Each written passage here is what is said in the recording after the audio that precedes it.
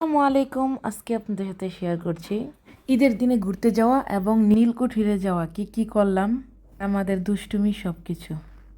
বাঁশ দিয়ে তৈরি এই নীলকুঠিরটা দেখতে সুন্দরই ছিল, নতুন বানিয়েছে, চারিদিকে বেলুন গাছ, পরিবেশটা সুন্দরই ছিল, অনেক লোক ছিল, ঈদের দিন বলে কথা। আমরা এখানে গিয়েছিলাম, দেখেন সুন্দর ছিল, পরিবেশটাও শান্ত ছিল। ওভারঅল সবাই বসে দেখেন কি করতেছে, বসে যার যার মতো মজা করতেছে, ছবি তুলতেছে। ঈদের দিন বলে কথা, ঈদের দিন সবাই বেশি বেশি ভিডিও করে ছবি তোলে।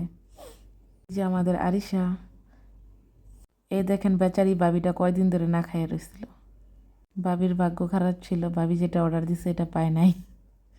আমাদের খাওয়া শেষ হওয়ার পর আমরা বেরিয়ে এসেছি, কিন্তু ভাবির খাইতে পারে নাই।